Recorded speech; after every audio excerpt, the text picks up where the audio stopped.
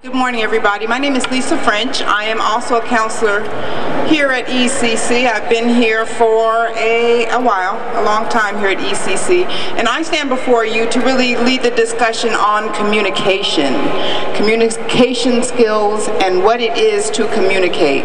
First of all, I want to start with just really getting a working definition of what we think communication is. So what do we think? Someone yell out a working definition that we're going to use just for the next few minutes on what is communication. Exchanging thoughts and ideas. Anybody else? Talking to one another. Okay, that's fair. Exchanging thoughts and ideas, talking to one another.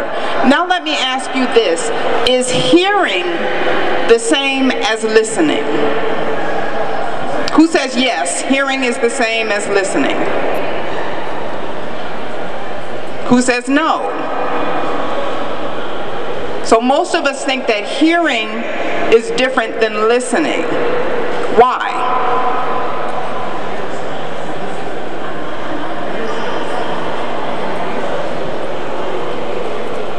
You can hear someone talk but not be listening to them. Somebody else?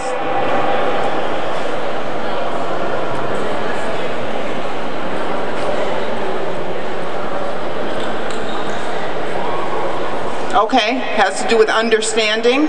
Someone else had something? Things can go in one ear and out of the other. Yes?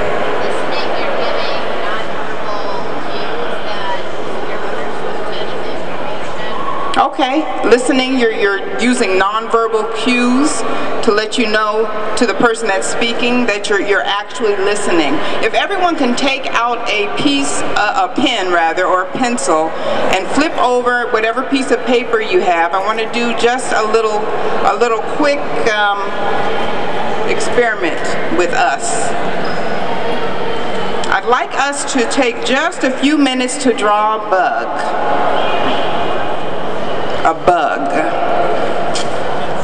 Okay, now you are not allowed to look at your neighbor's bug. No cheating. You only use your own bug. Description number 1, the bug is round. The bug has 8 legs, grouped in pairs, with 4 legs on the left and 4 legs on the right. In the pairs, 1 leg is longer than the other.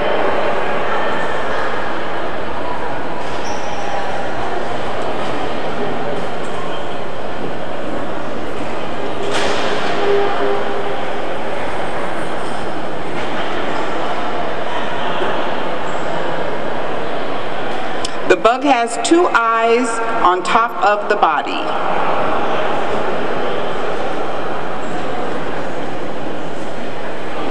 The bug has 2 squiggly antennae.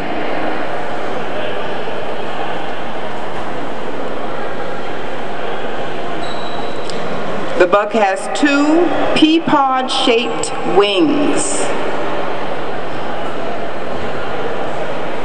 Pea-pod-shaped wings.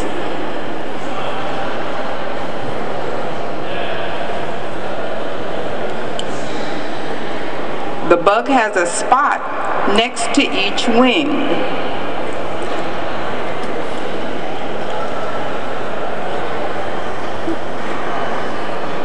The bug has a triangular stinger on the bottom of the body.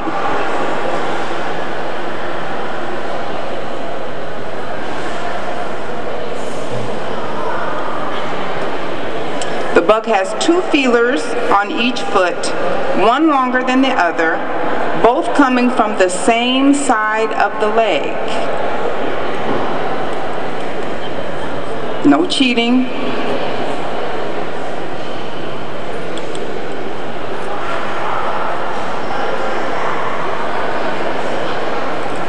The bug has a round mouth placed between the 2 eyes.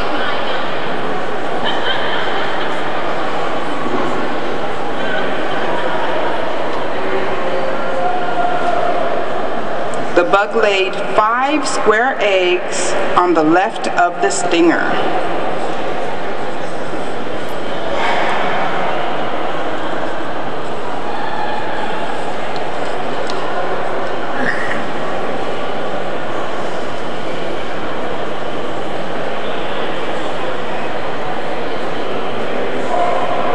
Does your bug look like this?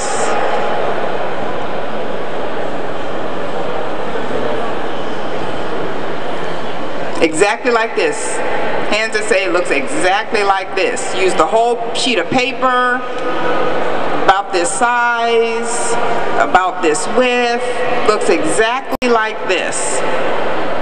Okay, about 2 or 3 of us say, my bug looks exactly like this. Now we do agree that we all heard the same directions. All of us heard the same instructions for the bug, but we have all interpreted what the bug looks like. We've all heard a little bit different, something a little bit different than your neighbor's bug. Your bug might look a little bit different than your neighbor's. So there's some things about communication that will never change. The same things may be said, but it will be interpreted differently. So there's only so much you can do, and some of those things are listed in the handout that you were provided with about some of the strategies for good listening. Today we really have, and meaning today, 2012, we really have a lot more ways to communicate with one another, more so than ever before. But that does not necessarily mean that we're communicating any better. There's no research that, I'm sorry? Okay, there's no research that suggests that we are. Husbands are not communicating better with wives. Parents are not necessarily communicating better with children. Colleagues are not necessarily communicating better with one another. And we have to recognize that frequency and quality is not the same, quantity rather, is not the same of quality of message. There's a difference. If I'm talking, let me illustrate the point this way. If person A is sending a text message to person B, what are you doing? The text message respond, I'm at home. Or where are you? At home. What are you doing? Eating. What are you eating? Fruit. What are you doing later? Studying. So you would think that was a quality conversation. Now I know that my friend is at home, she's about to eat some fruit or is eating fruit, and she's going to be studying later. But what I've missed out is that my friend is actually on the floor, in a ball, crying beside her bed. That's not communicated. I just have the basics. I have that you're at home, that you're eating, and that you're going to be studying later, but you have no idea about the emotional state that I'm in, that I'm balled up, that I'm emotionally torn. So we are communicating more frequently, but the quality of our communications has by most estimates gone in reverse. Certainly email, and there is great value to email and text message and great use. It can certainly be used, but there's also the argument that the quality of our communications has really dwindled. And let me illustrate that point with, I need 3 volunteers. 3 volunteers who choose to be actors. 1, 2, I need 1 more.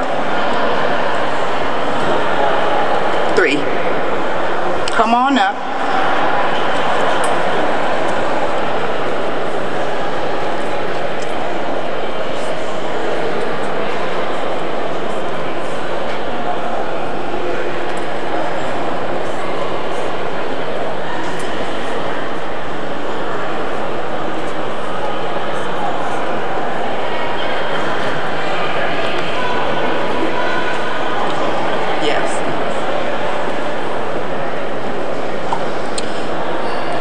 We have to move now. Can I keep that there?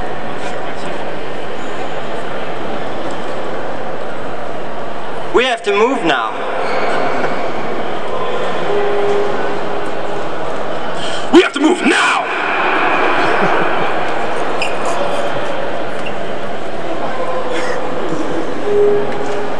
Same words. Was there a difference? Yes. Clearly. This last person was what? What was the emotion that you were sensing? Angry. Angry. What about the one before? Kind of joking. Kind of joking, kind of, okay. And the first one? Kind of sad. Kind of sad. Kind of sad. Same words. Thank you, gentlemen. Same words. Let's give them a hand. The same words.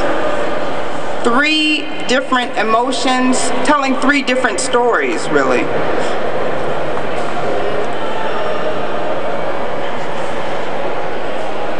There are some that believe, and actually let me ask the group as a whole, who thinks we communicate better now than we did, say, 10 years ago?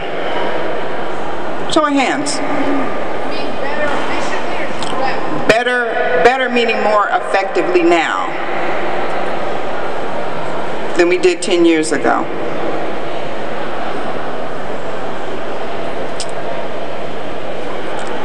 Who communicates better, men or women? That's not even a topic I'm really going to get into in this third. I just thought I'd throw it out there just to see. But the topic of communication skills is really broad. It's really broad, and it differs depending on who you're talking to, who you're speaking with. Now to go to the handout that I provided, really what you need to do is first understand the basics of communication and what communication really is. And we've already come up with our working definition of communication. Being the process of transferring messages from one person to another. You need to say what you mean. Certainly be certain about your position. Be clear, be direct. Don't say or use words, and this isn't listed on here, I don't think. Don't say or use words, particularly if you're standing in front of a class, for example. Use words that you don't know the definition of. Don't try to impress others by using big words that really aren't accurate, that really aren't words that you know what they mean. Practice. Communication skills can be practiced every day in different settings. Certainly here you can anticipate using practicing your communication skills with faculty members. You can practice on the phone. You can rehearse what you're going to say in your mind before you speak to someone. Certainly the whole speaking to someone can be difficult because it's usually press 1, press 2, say your password, say your birth date, that type of thing. But certainly practice in your mind what it is that you want and what it is you want to accomplish. Make eye contact. Whenever you're speaking or listening, look into someone's eyes, look into the eyes of the person that you're speaking to, and really a good trick is to go from one eye to the other. Looking and establishing eye contact is an excellent way of showing that you're attentive and that you're listening and paying attention to what the person you're speaking to or listening to, that you're paying attention to what they are saying. So certainly eye contact is key. Use gestures. These gestures include using your hands and face. Make your whole body talk. Use smaller gestures for individuals and small groups. Don't send mixed messages. Let your physical movement and activity reflect the message that you're sending. Don't be inconsistent. If you're delivering sad news, then you should probably be rather solemn and not make huge, grandiose gestures. Let your gestures and your physical movements reflect the words that you are saying. Be aware of what your body is saying when you're speaking to someone. Posture means a lot, and certainly a whole conversation can be halted with the wrong posture. And I think we all have probably, just looking at everyone here, you've had that experience at any store. I'm not going to name any store. Can I help you? We've all been, when they really aren't interested. Make your whole body speak. The arms folded, the hunched shoulders suggest that you're closed in, that you're really not interested in anybody or anyone. So be aware of your physical stance, your body, your gestures, and your posture. Certainly be aware of your attitude. Choose to be honest, patient, sincere, respectful, and sensitive to other people's feelings and opinions, even when they differ from your own. And develop listening skills. Down at the bottom of that paper, there are a couple of different, it's an acronym, really identifying certain things you need to do depending on the situation. Certainly listen, empathize, ask, paraphrase, and summarize would be appropriate in the workplace probably, certainly in school. It would be appropriate. Listen, empathize, apologize, and a positive attitude and solve may be appropriate with relationships, friends, spouse.